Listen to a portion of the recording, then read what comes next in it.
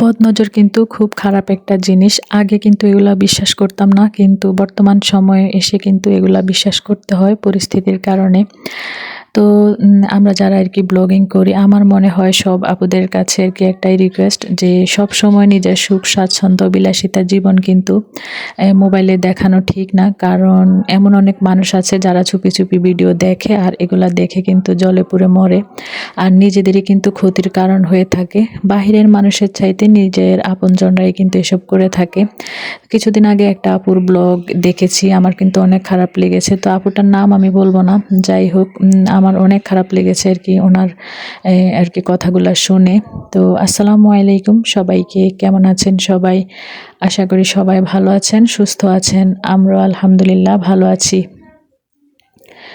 সবকিছু আসলে যে মোবাইলে দেখাতে হবে, আসলে না দেখালেও হয় না। কিছু কিছু জিনিস যেহেতু আমরা লাইফস্টাইল ব্লগ করে থাকি, মাঝে মধ্যে কিছু দেখাতে হয়। তো আমাদের যারা আপনজন আছে সবাই যে আমাদের ভালো চায় তা কিন্তু না। কিছু কিছু মানুষ আছে যে উপর দিক থেকে দেখলে মনে হয় যে তারা ভালো চায়, কিন্তু আসলে কিন্তু না, সেটা সত্যি না। তারা কিন্তু ভিতরে ভিতরে খারাপটাই চায়। তো সেটা আমাদেরকে আর কি বুঝতে হবে। যাই হোক, এদিক দিয়ে আর কি সকালবেলা আর কি একটু, যে আমাদের একটা নতুন বাড়ি আছে, তো এখানে একটু গিয়েছিলাম মেয়েকে নিয়ে। তো একটু দরকার ছিল, সেজন্য আর কি গিয়েছিলাম, একটু ভিডিও করে নিয়ে আসছি আপনাদের সাথে আর কি শেয়ার করলাম আমাদের বাড়ির পাশের জমিটা। আর এখানে এই ক্ষেতের মধ্যে হচ্ছে আর কি যে ঘাস মরার যে ওষুধটা আর কি সেটা দেওয়া হয়েছে, সেজন্য আর কি ঘাসগুলা জ্বলে আর কি এই কালারটা হয়ে আছে আর কি। তো এই ক্ষেতে অন্য কিছু রোপণ করা হবে। আর এটা হচ্ছে আমাদের ঘাস ক্ষেত। ঘাস কিন্তু অর্ধেক খাওয়ানো হয়ে গিয়েছে গরুকে, বেশি একটা ঘাস নেই। এগুলা খাওয়া হয়ে গেলে কিন্তু আবার আর কি ঘাস রোপণ করা হবে। তো এদিক দিয়ে সকাল সকাল আজকে কিন্তু আমাদের যে গোয়াল মামা আছে, তো ওনার থেকে আর কি আজকে দুধগুলা সব রেখে দিয়েছি। এখানে হচ্ছে 25 কেজি দুধ ছিল, তো এগুলো হচ্ছে ঢাকায় দিব, সেজন্য আর কি রেখে দিলাম। তো এখন কিন্তু একেবারেই দুধের দাম কম। দেখা গেছে যে ঢাকায় কিন্তু দুধের দাম অনেক বেশি, কিন্তু আমাদের গ্রামে যখন আর কি আম কাঁঠালের সিজন আসে তখন কিন্তু দুধের দাম একেবারেই কম যায়। দেখা গেছে যে 60 টাকা 70 টাকা থেকে শুরু করে 60 70 80 এরকমই কিন্তু বিক্রি করা হয়, আর ঢাকায় কিন্তু অনেক বেশি দাম। তো এদিক দিয়ে আমি কিন্তু অফ ক্যামেরায় সবগুলা দুধ আর কি বোতলে ভরে নিয়েছিলাম, আর এখন হচ্ছে সবগুলো আর কি ডিপ ফ্রিজে রেখে দেবো। আমার এই ফ্রিজটার মধ্যে কিন্তু আমি শুধু দুধই রেখে থাকি বেশিরভাগ সবসময় দুধই রাখি। মাঝে মধ্যে যদি ওই ফ্রিজে জায়গা না হয় তাহলে আর কি অন্য কিছু এটাতে রাখা হয়, তাহলে বেশিরভাগই দেখা যায় যে দুধ রাখা হয়। আর এই ফ্রিজটা আমি কিনেছি শুধু দুধ রাখার জন্যই। যেহেতু আমার ওই ফ্রিজটা অনেক বড়, তাই এই ফ্রিজটা আমার বেশি একটা ব্যবহার করতে হয় না। তো এটার মধ্যে শুধু দুধই রাখি। তো এখন হচ্ছে সবগুলা বোতল আর কি আমি ফ্রিজে রেখে দিচ্ছি। তো যে যেখান থেকে আমার ভিডিওটা দেখছেন সবার কাছে একটাই অনুরোধ রইল, প্লিজ সবাই একটা লাইক দিয়ে দিবেন। দেখা গেছে যে এই কয়েকদিন কারেন্টের সমস্যার কারণে তারপর আবার মোবাইলে বেশি একটা সময় দিতে পারি নাই, কারণ টানা ৩ দিন কিন্তু আমি বাড়িতেই ছিলাম না। দেখা গেছে গত পরশুদিন গিয়েছিলাম, যে বোনের জামাই আর কি হসপিটালে ছিল, তো ওনাকে দেখতে গিয়েছিলাম। তো গতকাল আবার বাসুরের মেয়ে অসুস্থ ছিল, সেখানে গিয়েছিলাম। আজকে আবার ওই যে বোনের হাজব্যান্ড যে অসুস্থ ছিল, উনি আইসিইউতে ভর্তি ছিল আর কি। তো ওনাকে আর কি গতকাল রাতে বাসায় নিয়ে আসা হয়েছে। এখন আলহামদুলিল্লাহ আগের চেয়ে একটু ভালো আছে, কিন্তু পুরাপুরি ভালো হয় নাই। তো সবার কাছে অনুরোধ রইল, সবাই আমার ভাইয়ার জন্য দোয়া করবেন। আমার যে বোনের হাজব্যান্ড আছে, তো ওনার অবস্থা অনেকই খারাপ। একটা ছেলে আছে, বাচ্চা ছোট মানুষ। তো ওনার জন্য সবাই দোয়া করবেন। তো ওনাকে আর কি দেখতে যাব, সেজন্য তাড়াহুড়া করেই কিন্তু নাস্তাটা বানাচ্ছি। আর আমি যে ভিডিওতে দেখিয়েছিলাম যে নেহারি রান্না করেছি গরুর পায়া দিয়ে, তো ওইগুলার সাথে আর কি আসলে চালের আটার রুটিটাই কিন্তু ভালো লাগে, চাউলের গুঁড়ার, তো ওইটাই আর কি বানাচ্ছি। আর চাউলের গুঁড়া দিয়ে কিন্তু দেখা গেছে বেশিরভাগ মানুষই কিন্তু আটাটা ভালোভাবে করতে পারে না, আবার রুটিও কিন্তু গোল করে বেশিরভাগ মানুষই বানাতে পারে না, অনেকটা সময় লাগে আর কি। যাই হোক, আমি কিন্তু খুব সুন্দর করে আর কি চাউলের গুঁড়া দিয়ে আটা করে তারপরে এখন হচ্ছে রুটিগুলো আর কি বানাচ্ছি। আর আমার মেয়েকে বলছি একটু সেঁকে দেওয়ার জন্য, কারণ যেহেতু সকালবেলা একটু তাড়াহুড়া থাকে, আর যেহেতু এক জায়গায় যাব সেজন্য একটু তাড়াহুড়ার মধ্যেই আছি। অফ ক্যামেরায় কিন্তু সবগুলা রুটি আমি বেলে নিয়েছিলাম। তো একদিক দিয়ে দেখা গেছে ২টা-৩টা করে খোলায় দিচ্ছে আর কিন্তু একেকজন করে আর কি নাস্তা খেয়ে নিচ্ছে। সকালবেলা দেখা গেছে যে বেশিরভাগ এমনই হয়ে থাকে। আমি বেশিরভাগ দেখা যায় যে নাস্তা সুন্দর করে আর কি পরিবেশন করে আপনাদের সাথে শেয়ার করতে পারি না, কারণ ছেলে মেয়ে স্কুলে চলে যায়, ওদেরটা আগে তৈরি করে দেয়, আবার হাজব্যান্ড বাইরে হয়ে যায়, আলাদা আলাদাভাবে আর কি দিতে হয় নাস্তাটা। সেজন্য আর কি যে সব জিনিস একসাথে করে সুন্দর করে পরিবেশন করে দেখাবো সেটা আর কি করতে পারি না। আর একটা জিনিস হয়তো আপনারা শুনলে হাসবেন, অনেকে আর কি রুটি বানানোটা ঝামেলা মনে করে সকালবেলা নাস্তা। আর আমার কাছে ঠিক তার উল্টাটা আর কি, যে আমার কাছে মনে হয় যে সকালবেলা যদি রুটিটা বানাই সেটাই আর কি শর্টকাটে হয়ে থাকে। কারণ রুটির আটা করে তারপর বানাতে কিন্তু আমার বেশিক্ষণ সময় লাগে না। তো আমি কি করি, শর্টকাটের মধ্যে একটু বাজি কিনে নিয়ে আসি, তারপর নাস্তাটা হয়ে যায়। তো আমার কাছে এটাই মনে হয়।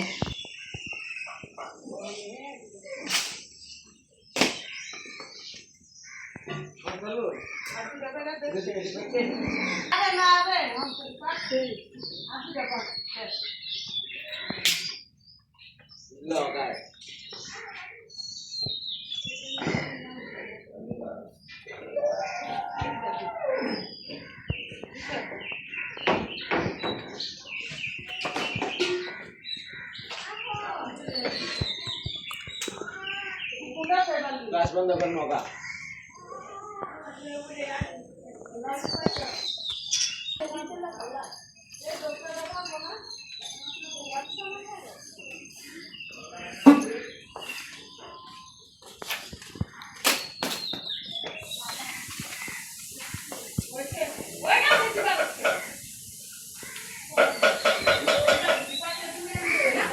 ये कुछ दे रहा है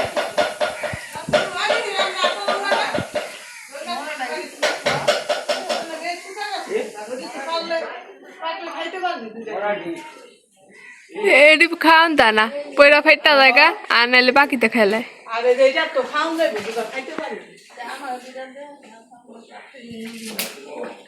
आगे লাকি রে বাস দাদি লাকি আছে আমার দাদি देखा बैल दादा शिकमत समान है। আজকের ভিডিওটা কিন্তু আমি যে হসপিটালে গিয়েছিলাম সেটারও একটু অংশ রেখেছি, আর আজকে তো আছেই। এদিক দিয়ে আমি নাস্তা বানাচ্ছি আর হচ্ছে আমার ছেলে আর কি আম পেড়ে দিচ্ছে আমার বড় যাকে আর কি।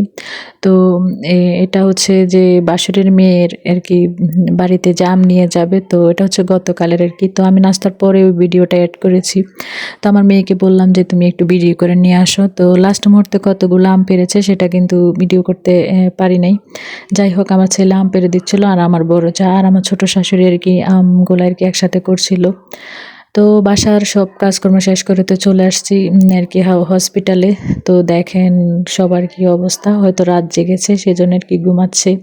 তো এটা ছিল আর কি গ্যান্ডারিয়া মিলেনিয়াম হসপিটালে। তো সেখানেই আর কি গিয়েছিলাম আমার বোনের সাথে। আর ওইখানে দেখেন এত পরিমাণ বাদর। তো এই বাদরটা মনে হয় কারো বাসা থেকে আর কি আম, সম্ভবত হয়তো আম বা কমলা আর কি হতে পারে। তো ও কি সুন্দর করে নিজে আর কি ছিলে ছিলে ওটা খাচ্ছে। তো আমি আবার একটু ভিডিও করে নিলাম। তো ওই যে গ্যান্ডারিয়া শহরটা, ওইখানে এত পরিমাণ আর কি বাদরের উৎপাত দেখলাম। তো আমার আপু আর কি বলতেছে যে বারান্দার দরজা খোলা রাখা যায় না এই বাদরের জন্য। তো ওনাদের বাসার সামনে থেকে কিন্তু আমি ভিডিওটা আর কি করেছিলাম। তো আমি মনে হয় 5 মিনিটের মতো দাঁড়িয়েছিলাম, আর 5 মিনিটে মনে হয় হয়তো 15টার মতো আর কি বাদর দেখেছিলাম। একটার পর একটা কিন্তু যাচ্ছে আর কি, এমন একটা অবস্থা। আমি একেবারে ছোটবেলায় দেখেছিলাম যখন আর কি হয়তো আমার 8-9 বছর তখন, আর এত বছর পরে আর কি যে সরাসরি বাদর দেখলাম। তো অনেকগুলা, আর এগুলা কিন্তু অনেক বড় বড়। দেখেন এখানে 3টা যাচ্ছে, এর আগেও কিন্তু অনেকগুলো আর কি গিয়েছিল।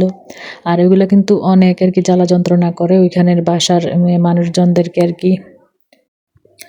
আর যেহেতু ভাইয়াকে আর কি দেখতে গিয়েছিলাম, যেহেতু অসুস্থ মানুষ, ওনারা কিন্তু গতকাল রাত 1:30টার দিকে আর কি বাসায় আসছিল। আর আমরা কিন্তু 11:30টার দিকে, সকাল 11:30টার দিকে আর কি ওনাদের বাসায় চলে গিয়েছিলাম। এত তাড়াহুড়ার মধ্যে আর কি কি রান্না করবে। তো আমরা কিন্তু খাওয়া দাওয়ার আয়োজন করতে নাই করেছিলাম। তো আপু বলতেছে যে যেহেতু আমার হাজব্যান্ড আর কি সাথে গিয়েছিল, তো বলতেছে না খাইয়ে গেলে কেমন লাগে। তো তাড়াহুড়ার মধ্যে এখানে আর কি ডিম সিদ্ধ করেছিল। আমি বলছি যে আর বোনা করার করার দরকার নেই। করলা ভাজি ছিল, ছোট মাছ রান্না করেছিল, মুরগি রান্না করেছিল, তারপরে কাবাব ছিল, আবার হচ্ছে শুটকি তরকারি ছিল, সবজি ছিল, অনেক আইটেম ছিল। আর এই গরমে কিন্তু এসব খাবারই খেতে ভালো লাগে। যাই হোক, আমার হাজব্যান্ড বলল না আমি তৃপ্তি করে আর কি খেয়েছি। যাই হোক, তা ওইখান থেকে খাওয়া দাওয়া করে চলে আসলাম দুপখোলা মাঠে। তো এটা হচ্ছে আর কি গ্যান্ডারিয়ায় যে আলিয়াসগর হসপিটাল আছে তার সাথেই একটা মাঠ আছে, দুপখোলা মাঠ। ওইখানে আবার আমার হাজব্যান্ডের আবার একটু কাজ ছিল, তো সেই জন্যই গিয়েছিলাম। তো ওই জায়গাটা কিন্তু অনেক সুন্দর আর অনেক বাতাস ছিল।